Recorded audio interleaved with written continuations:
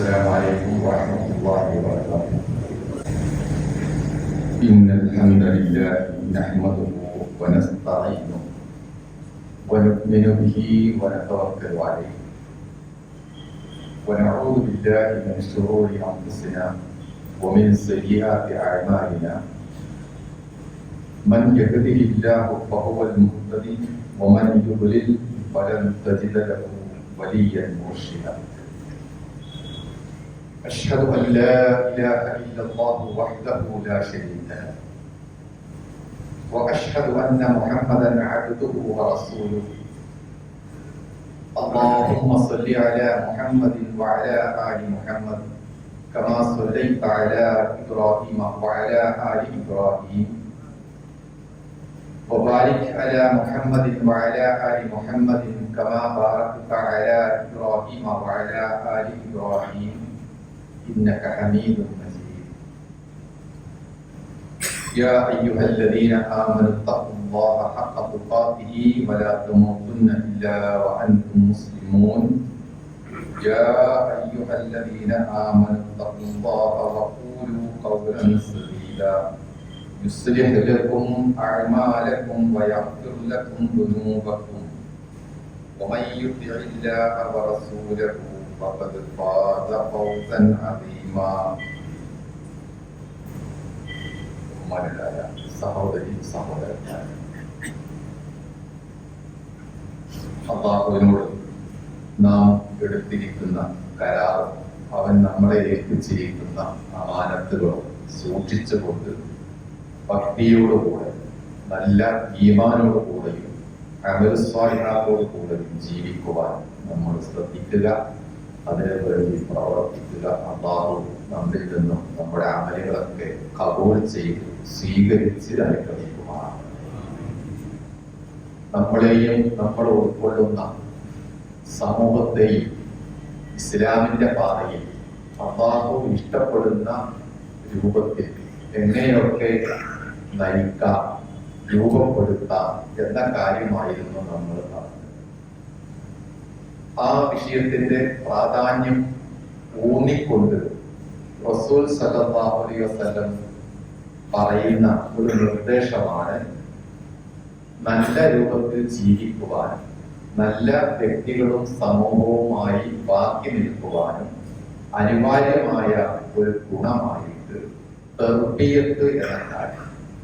അതിന്റെ അർത്ഥം നല്ല ശിക്ഷണങ്ങളിൽ ഒരു വ്യക്തി വളർന്നു വലുതാവുക എന്നതാണ്. എന്തെല്ലാം നല്ല നല്ല ശീലങ്ങളുണ്ടോ അതിലൂടെ വളരുവാനുള്ള സാഹചര്യം സമൂഹത്തിലെ ഓരോരുത്തർക്കും ഉണ്ടാവണം. എങ്കിൽ മാത്രമേ നന്മയിൽ നിൽക്കുന്ന ഒരു സമൂഹം നമ്മുടെ നാട്ടിലും മഹലിലും ഒക്കെ ഉണ്ടാവുകയുള്ളൂ. തിന്മ അല്ലെങ്കിൽ കുറ്റം, മോശമായത്, ഇത് ആരെയും പ്രത്യേകം പറഞ്ഞ് പഠിപ്പിക്കേണ്ട, പരിശീലിക്കേണ്ട ആവശ്യമില്ല. അത് പെട്ടെന്ന് പ്രചരിക്കുകയും പകരുകയും ചെയ്യും. സാധാരണ നമ്മൾ പറയാറുണ്ട്, രോഗമാണ് പകരുക, മറുഭാഗത്ത് ആരോഗ്യം ഒരാളിൽ നിന്ന് വേറൊരാൾക്ക് പകരുകയില്ല. നന്മ തിന്മ ശീലങ്ങളുടെ കാര്യത്തിലും ഈ ഒരു അനുഭവം യാഥാർത്ഥ്യമാണ്. നല്ലതും ഈമാനും ഭക്തിയും ഒരാളിൽ നിന്ന് മറ്റൊരാളിലേക്ക് പകരുകയില്ല. അത് പരമാവധി അവരിൽ നിന്നും അകന്നു നിൽക്കാനാണ് ശ്രമിക്കുന്നത്. എന്നാൽ തിന്മയും കുറ്റങ്ങളും അങ്ങനെയല്ല, അത് പെട്ടെന്ന് പകരും. അങ്ങനെ പെട്ടെന്ന് പകരുന്നതായതുകൊണ്ടാണ് എല്ലാ ചെറിയ തിന്മകൾക്ക് പോലും അല്ലാഹുവും റസൂലുള്ളാഹി സ്വല്ലല്ലാഹു അലൈഹി വസല്ലമയും ഗുരുതരമായി കാണാനും കാരണം. എങ്ങനെയാണ് തിന്മയില്ലാത്ത നന്മ മാത്രമുള്ള ജീവിതശീലം, അതായത് തർബിയത്ത് സാധ്യമാവുക എന്നതിന് ഖുർആനിൽ ധാരാളം നിർദ്ദേശങ്ങളുണ്ട്. ഹുവല്ലദീ ബഅസ ഫിൽ ഉമ്മiyീന റസൂലൻ മിൻഹും യത്ലൂ അലൈഹിം ആയാതിഹി വയുസക്കീഹിം വയുഅല്ലിമുഹുമുൽ കിതാബ വൽ ഹിക്മ വഇൻ കാനൂ മിൻ ഖബ്ലു ലഫീ ളലാലിൻ മുബീൻ. ഏത് തർബിയത്ത് ശിക്ഷണശീലങ്ങളായിരിക്കണം മുസ്ലിങ്ങൾക്ക് ഉണ്ടാവേണ്ടത് എന്നതിന്റെ നല്ല ഒരു രേഖയാണ് ഈ ആയത്. അതിൽ പറയുന്നത് റസൂൽ സല്ലല്ലാഹു അലൈഹി വസല്ലം നിർവഹിച്ചിരുന്ന തർബിയത്താണ്. വളരെ നിരക്ഷരരായ ഒരുവിധ സംസ്കാരവും ഇല്ലാതിരുന്ന സമൂഹത്തിലേക്ക് അള്ളാഹു ഒരു റസൂലിനെ പറഞ്ഞയക്കുന്നു. ആ റസൂൽ അവരെ സംസ്കരിക്കുന്നു. അള്ളാഹുവിന്റെ കിതാബും മറ്റു ഉപദേശങ്ങളും തത്വങ്ങളും ഒക്കെ പഠിപ്പിക്കുന്നു. അങ്ങനെ അവരെ സംസ്കരിച്ച് നല്ലവരാക്കി എടുക്കുന്നു. ഈ പറഞ്ഞ ആളുകൾ നേരത്തെ റസൂൽ വരുന്നതിന് മുമ്പ്, ഖുർആനിന് മുമ്പ് അവരുടെ അവസ്ഥ എന്തായിരുന്നു? ബലാലും മുബീൻ, വളരെ ഗുരുതരമായ വഴികേട്. ചിന്തയിലും വിശ്വാസത്തിലും ആദർശത്തിലും സ്വഭാവ സംസ്കരണ രംഗത്തും മറ്റു ആചാരങ്ങളിലും ദാമ്പത്യത്തിലും കുടുംബത്തിലും ഒക്കെ പറഞ്ഞാൽ തീരാത്ത പൊരുത്തക്കേടായിരുന്നു അദ്ദേഹം അവിടെ വരുന്നതിന് മുമ്പ് ആ നാട്ടിൽ. എങ്ങനെയായിരുന്നു ഈ പറഞ്ഞ ദുർഗുണങ്ങളുള്ള ആളുകളെ റസൂൽ സല്ലല്ലാഹു അലൈഹി വസല്ലം മെരുക്കിയെടുത്തത്, നന്നാക്കിയെടുത്തത്? അതിന് അദ്ദേഹം കാണിച്ച അത്ഭുത വിദ്യ മറ്റൊന്നുമായിരുന്നില്ല, ഈ പറഞ്ഞ തർബിയത്ത്, നല്ല ശിക്ഷണങ്ങളിലൂടെ ആളുകളെ പറഞ്ഞു നന്നാക്കുക. നല്ലത് പറഞ്ഞു കൊടുത്തുകൊണ്ട് മാത്രമേ ഏത് കഠിന ഹൃദയമുള്ള ആളെയും നന്നാക്കാൻ പറ്റുകയുള്ളൂ. ആ കാര്യം ഖുർആൻ വേറെയും ഒന്ന് രണ്ട് സന്ദർഭങ്ങളിൽ പറയുന്നുണ്ട്. വലാകിൻ കൂനൂ റബ്ബാനിയീന ബിമാ കുൻതും തുഅല്ലിമൂനൽ കിതാബ വബിമാ കുൻതും തദറുസൂൻ. ഒരു സമൂഹത്തിൽ, ഏത് സമൂഹമാണെങ്കിലും അവിടെയുള്ള ആളുകൾ, മുതിർന്നവരും പണ്ഡിതന്മാരും സാധാരണക്കാരും ഒക്കെ റബ്ബാനികളായി ജീവിക്കണം. റബ്ബാനി എന്ന വാക്കിന് വിശാലമായ വലിയ അർത്ഥമാണുള്ളത്. എല്ലാ നല്ല ശീലങ്ങളും നന്മകളും സ്വീകരിച്ചുകൊണ്ട് അല്ലാഹുവിന് വേണ്ടി നിലകൊള്ളുന്ന ഒരാളെയാണ് അത്തരത്തിലുള്ള പേര് കൊണ്ട് അർത്ഥമാക്കുന്നത്. അതുപോലെ നിങ്ങൾ ജീവിക്കണം എന്നാണ് പറയുന്നത്. എന്താണ് കാരണം? രണ്ട് യോഗ്യതകൾ ഉള്ളതുകൊണ്ട്. ഒന്ന് ബിമാ കുൻതും തുഅല്ലിമൂനൽ കിതാബ, അല്ലാഹുവിന്റെ ഗ്രന്ഥം നിങ്ങൾ മനുഷ്യരെ പഠിപ്പിക്കുന്നു. വബിമാ കുൻതും തദറുസൂൻ, നിങ്ങൾ സ്വയം പഠിക്കുകയും ചെയ്യുന്നു. ഒരു മുസ്ലിമിന്റെ ഏറ്റവും ലളിതമായ സാധാരണഗതിയിലുള്ള അടയാളം എന്താണ്? ഖുർആൻ പഠിക്കുന്നു, പാരായണം ചെയ്യുന്നു, ചിലപ്പോൾ മനഃപ്പാഠമാക്കുന്നു, അങ്ങനെയുള്ള കാര്യങ്ങളാണ്. എങ്കിൽ ഈ ഖുർആൻ തന്നെ നമുക്ക് ഇതുപോലുള്ള നല്ല തർബിയത്ത് ചിന്തകൾ, ശിക്ഷണങ്ങൾ, നന്മ എങ്ങനെ ഉണ്ടാക്കണം തുടങ്ങിയ കാര്യങ്ങൾ പറഞ്ഞു തരുന്നുണ്ട്. ഒരിക്കൽ റസൂൽ സല്ലല്ലാഹു അലൈഹി വസല്ലം പറയുകയുണ്ടായി, അസ്സലാഹു മിനല്ലാഹ് വൽ അദബു മിനൽ ആബാ. നമ്മൾ പറയുന്ന ഇസ്ലാം അല്ലെങ്കിൽ നന്മ, അതിലെ പുണ്യങ്ങള്, അതൊക്കെ കാണിച്ചു തരേണ്ടതും പഠിപ്പിക്കേണ്ടതും ആരാണ്? അല്ലാഹുവാണ്. സ്വലാഹ് അല്ലാഹുവിൽ നിന്നാണ്. അല്ലാഹുവിന് മാത്രമേ ഒരാളെ ആ രൂപത്തിൽ നയിക്കാൻ സാധിക്കുകയുള്ളൂ. എന്നാൽ വൽ അദബു മിനൽ ആബാ, ഇതനുസരിച്ചുള്ള അദബുണ്ടല്ലോ, ശിക്ഷണങ്ങൾ, അതാരാ കൊടുക്കുക? അത് കൊടുക്കാൻ അല്ലാഹു ഇറങ്ങി വരികയില്ല. അത് കൊടുക്കേണ്ടത് പാപ്പമാര് അല്ലെങ്കിൽ മുതിർന്നവരാണ്. ഒരു കുടുംബത്തിലെ മുതിർന്ന ആരെങ്കിലൊക്കെ ഉണ്ടായിരിക്കും. ഒരു മഹല്ലിൽ മുതിർന്ന കാരണവന്മാരുണ്ടായിരിക്കും. ഒരു സമൂഹത്തിലും അങ്ങനെ തലയെടുപ്പുള്ള സ്വീകാര്യന്മാരായ ആളുകൾ ഉണ്ടായിരിക്കും. അങ്ങനെയുള്ള ആളുകളാണ് ഖുർആൻ അനുസരിച്ചുള്ള അല്ലാഹു പറയുന്ന തർബിയത്തും ശിക്ഷണശീലങ്ങളും ആളുകൾക്ക് കൊടുക്കേണ്ടത് എന്നതാണ്. ഇപ്പോഴും നമ്മുടെ സമൂഹത്തിൽ കാണുന്ന ഒരു ദാരിദ്ര്യവും അത് തന്നെയാണ്. കഴിഞ്ഞ 1, 2, 3 തലമുറയിൽ ഉണ്ടായിരുന്ന മുതിർന്നവരുടെയും ചെറുപ്പക്കാരുടെയും ഇടയിലുള്ള ബന്ധം ഇന്ന് കാണുകയില്ല. അന്നൊക്കെ ഒരു ചെറുപ്പക്കാരന് അല്ലെങ്കിൽ ഒരു കുട്ടിക്ക്, ആൺകുട്ടിയാണെങ്കിലും പെൺകുട്ടിയാണെങ്കിലും തെറ്റുകൾ ചെയ്യാൻ പേടിയായിരുന്നു. പല ആശങ്കകളും ഉണ്ടായിരുന്നു.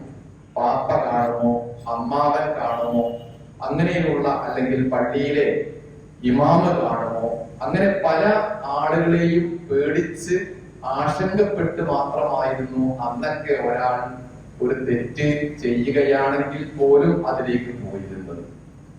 അത് യഥാർത്ഥത്തിൽ ഒരു കാവലായിരുന്നു.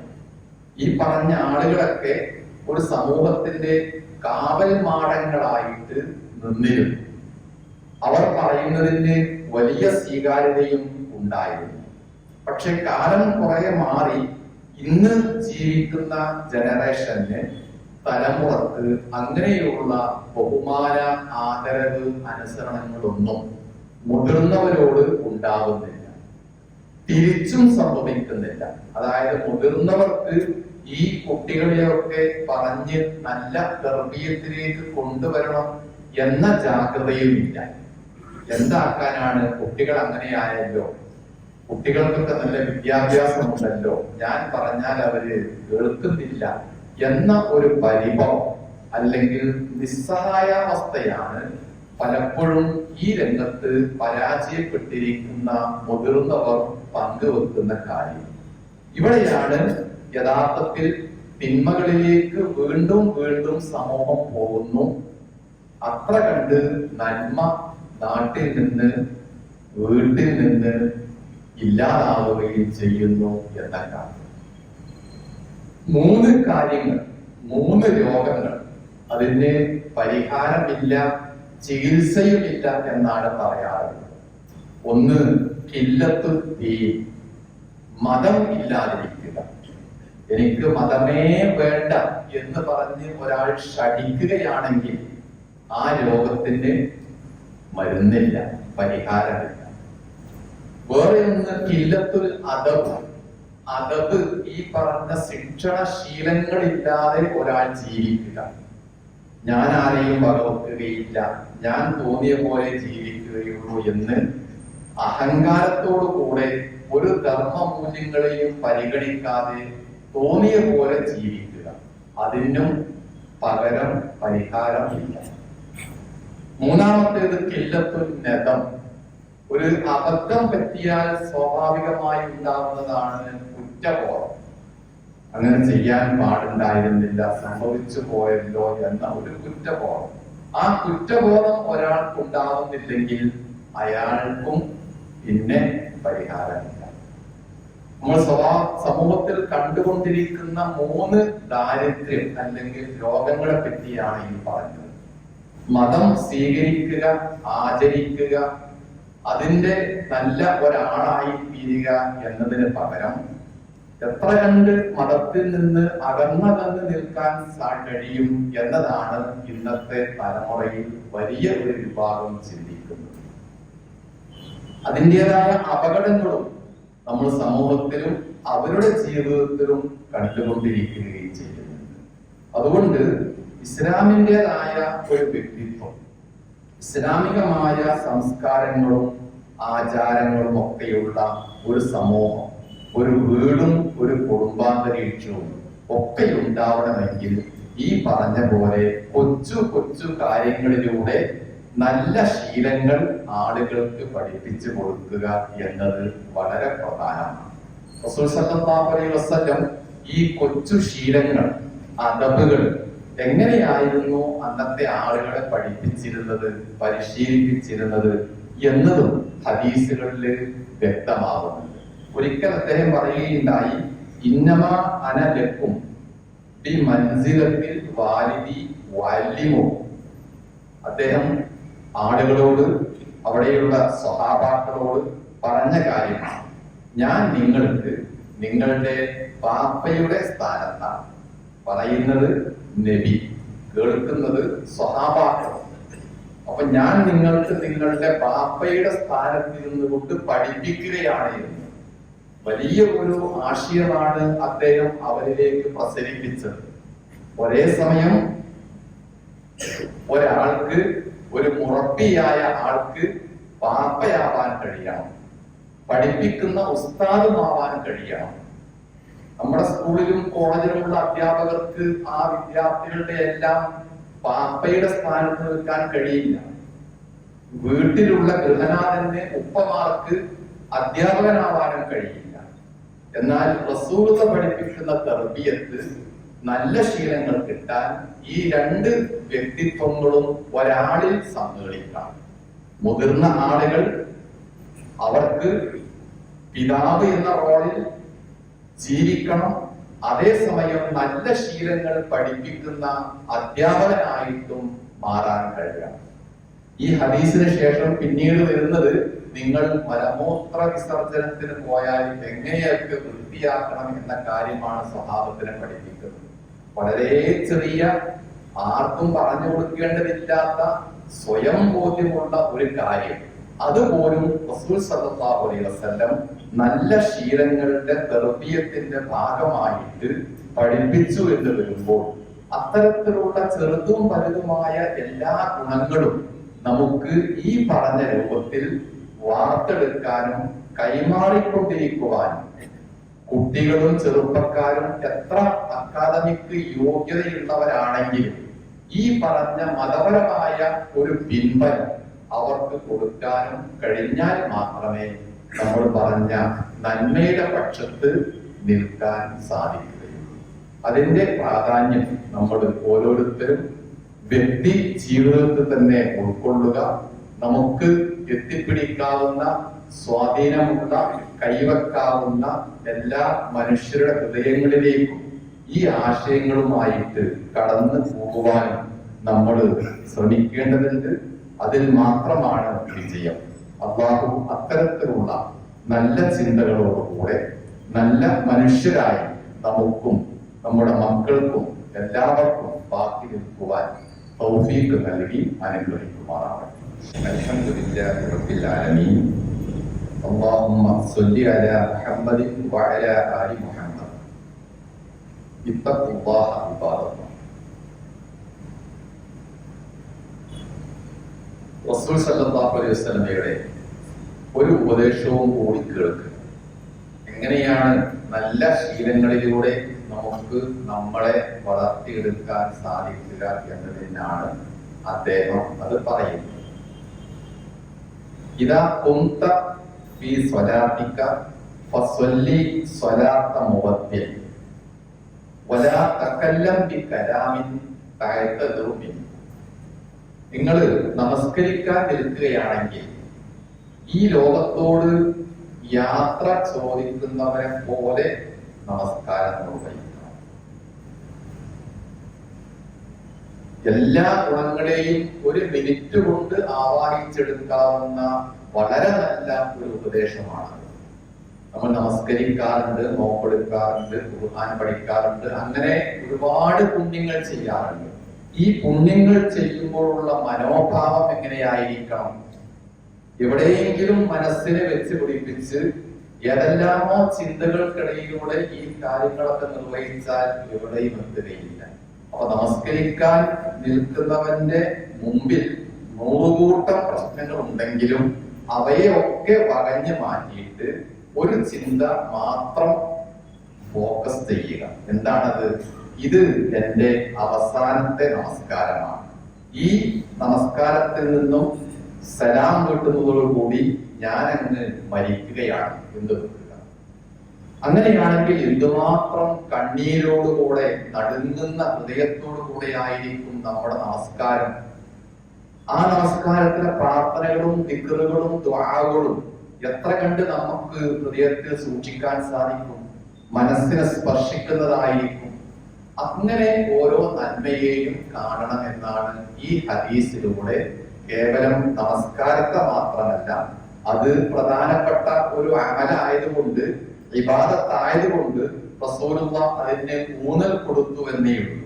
എല്ലാ ആരാധനകളിലും ഇത്തരത്തിലുള്ള ഒരു മനസ്സാന്നിധ്യം ഉണ്ടാവുകയാണെങ്കിൽ അതുതന്നെയാണ് എല്ലാവിധ നന്മകളെയും നമുക്ക് സ്വന്തമുണ്ട് എന്ന് അഭിമാനിക്കാൻ കഴിയും. അതോടൊപ്പം നബി ചേർത്ത് പറഞ്ഞ മറ്റൊരു കാര്യം, പിന്നീട് നിനക്ക് ഒരു ഒഴിവ് കഴിവ് പറയേണ്ടി വരുന്ന, ഒരു എക്സ്ക്യൂസ് പറയേണ്ടി വരുന്ന രൂപത്തിൽ ആരോടും ഒരിക്കലും സംസാരിക്കാനും പാടില്ല. അതും ഈ പറഞ്ഞ പോലെ ചെറിയ ശീലമാണ്. എന്നാൽ ഒരു മനുഷ്യന്റെ, ഒരു മുസ്ലിമിന്റെ വ്യക്തിത്വത്തിന് തങ്കത്തിളക്കം ഉണ്ടാക്കുന്ന വല്ല നല്ല ക്വാളിറ്റിയുമാണ്. പറയുന്ന കാര്യങ്ങൾ നാളെ പിറ്റേന്ന് എനിക്ക് പിൻവലിക്കേണ്ടി വരുമോ എന്ന് ചിന്തിച്ചുകൊണ്ട് പറയുക. ഒരു റുദറ് പറയേണ്ടതില്ലാത്ത രൂപത്തിൽ, താൻ പ്രതിക്കൂട്ടിലാവുന്ന രൂപത്തിൽ ഒന്നും പറയാതെ സംസാരത്തെയും ചിന്തകളെയും നാവിനെയും നിയന്ത്രിക്കുക എന്നാണ്. ആദ്യം പറഞ്ഞത് പ്രധാനപ്പെട്ട ആരാധന, നമസ്കാരത്തെ പറ്റിയാണ്. പിന്നെ റസൂൽ സല്ലല്ലാഹു അലൈഹി വസല്ലം ചേർത്ത് പറഞ്ഞത് നമ്മളുടെ ദൈനംദിന ജീവിതത്തിൽ ഉണ്ടാകുന്ന ഒരു വലിയ സ്വഭാവ വിശേഷണ ഗുണത്തെ പറ്റിയാണ്. അപ്പോ ആരാധനയെയും സ്വഭാവങ്ങൾ ധാരാളമായി ഉണ്ടാകുമ്പോൾ വരുന്ന സംസ്കാരത്തെയും ഒക്കെ ഈ പറഞ്ഞ രൂപത്തിൽ തർബിയത്തിലൂടെ, നല്ല ശിക്ഷണശീലങ്ങളിലൂടെ നമുക്ക് വളർത്തിയെടുക്കാൻ സാധിക്കും. അങ്ങനെ 1 മാസം 2 മാസം എല്ലാ ശീലങ്ങളും സ്വയം ശീലിക്കുകയാണെങ്കിൽ അത് മറന്നു പോവാത്ത സ്ഥിരം സ്വഭാവമായിട്ട് മാറുകയും ചെയ്യും. അത്തരത്തിലുള്ള നല്ല സ്വഭാവങ്ങളിലേക്ക് ആരാധനകൾ തികഞ്ഞ, ഇവിടെ പറഞ്ഞ രൂപത്തിലുള്ള പൂർണ്ണ ഏകാഗ്രതയോടുകൂടെയും മനസ്സാന്നിധ്യത്തോടുകൂടെയും നിർവഹിക്കുവാൻ ഈമാനികമായിട്ട് നമ്മൾ പാകപ്പെടണം. നമ്മളുടെ കുറവുകളും ദൂഷ്യങ്ങളും നാം തന്നെ കണ്ടെത്തി അത് പരിഹരിക്കലാണ് ഏറ്റവും നല്ലത്. അല്ലാഹുവിന് ഇഷ്ടമുള്ള കാര്യവും അത് തന്നെയാണ്. അങ്ങനെ ജീവിക്കുവാനും കഴിയുവാനും നമ്മൾ തയ്യാറാവുക. നമ്മുടെ പ്രവർത്തനങ്ങളൊക്കെ ആ ഒരു നിയ്യത്തിലേക്ക് നമ്മൾ കൊണ്ടുപോവുകയും ചെയ്യുക. അല്ലാഹു നമ്മയെല്ലാം അവന്റെ എല്ലാവിധ തൗഫീഖും നൽകി അനുഗ്രഹിക്കുമാറാവട്ടെ. നമുക്കും നമ്മുടെ മക്കൾക്കും കുടുംബത്തിലെ എല്ലാവർക്കും ഒരു വിധത്തിലുള്ള തെറ്റുകളിലേക്ക് പോവാതെ നന്മയുടെ ഭാഗത്ത് നിന്നുകൊണ്ട് ജീവിക്കുന്നവരാക്കി മാറ്റുമാറാവട്ടെ. മക്കളിലും കുടുംബങ്ങളിലും ഒക്കെ കൺകുളിർമയുള്ള ഐശ്വര്യവും നന്മയുമുള്ള അവസ്ഥയിൽ ജീവിക്കുവാനും റബ്ബ് നമ്മെ തൗഫീഖ് നൽകി അനുഗ്രഹിക്കുമാറാവട്ടെ. കഴിഞ്ഞു പോയ നമ്മുടെ ഉമ്മമാര്, പാപ്പമാര്, മുതിർന്ന ആളുകളൊക്കെ അവർക്ക് അല്ലാഹു അവരുടെ കബറുകളിൽ ബർക്കത്തും പ്രകാശവും നൽകി അവരെ അനുഗ്രഹിക്കുമാറാവട്ടെ. ഒരുപാട് പേർ ചികിത്സയിലുണ്ട്, പലരും ആശുപത്രിയിലാണ്. എല്ലാവരും ദുആ കൊണ്ട് വസിയത്ത് ചെയ്തിട്ടുണ്ട്. പടച്ചവൻ അവരുടെ എല്ലാ രോഗങ്ങളും ശിഫയാക്കി അനുഗ്രഹിക്കുമാറാവട്ടെ. മതിയായ ചികിത്സ ലഭിച്ചുകൊണ്ട് ഏറ്റവും എളുപ്പത്തിൽ ആരോഗ്യത്തിലേക്കും ജീവിതത്തിലേക്കും തിരിച്ചു വരുവാനും പടച്ചവനെ നീ അവരെല്ലാം അനുഗ്രഹിക്കുകയാണ്. اللهم اغفر للمؤمنين والمؤمنات والمسلمين والمسلمات الأحياء منهم والأموات. اللهم ربنا تقبل منا دعاءنا إنك أنت السميع العليم. اللهم أجرنا من النار وأدخلنا الجنة مع الأبرار يا رب العالمين. اللهم ربنا آتنا في الدنيا حسنة وفي الآخرة حسنة وقنا عذاب النار.